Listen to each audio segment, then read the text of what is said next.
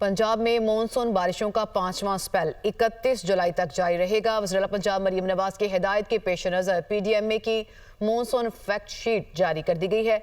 तर्जुमान PDMA के मुताबिक 24 घंटों में पंजाब के बेशतर इस्लाम में मॉनसून बारिशों की पेशगोई की गई।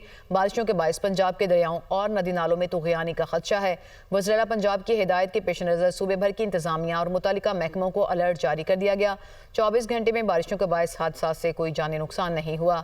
रवां साल मॉनसून बारिशों में हादसा से 152 शहरी जाँ बहक और 539 जख्मी हुए। 210 घर मुतासिर हुए, 121 मवेशी हिलाक हुए। अमवात आसमानी बिजली, मखदूश इमारतों के गिरने, दरियाओं में नहाने, डूबने और करंट लगने की वजह से हुई। DG PDMA के मुताबिक मंगला डैम में 56%, जबकि तरबेला में 85% पानी इस वक्त मौजूद है। पंजाब में मॉनसून बारिशों का 5वां स्पेल 31 जुलाई तक जारी रहेगा। वज़ीर पंजाब मरीम नवाज की हिदायत के पेश नज़र PDMA की मॉनसून फैक्ट शीट जारी कर दी गई है।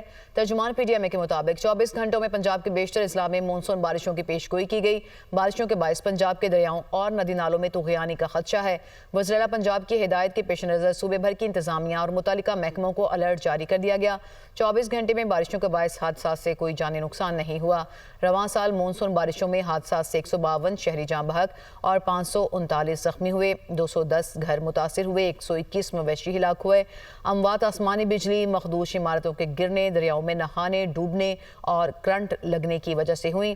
DG PDMA के मुताबिक मंगला डैम में 56%, जबकि तरबेला में 85% पानी इस वक्त मौजूद है।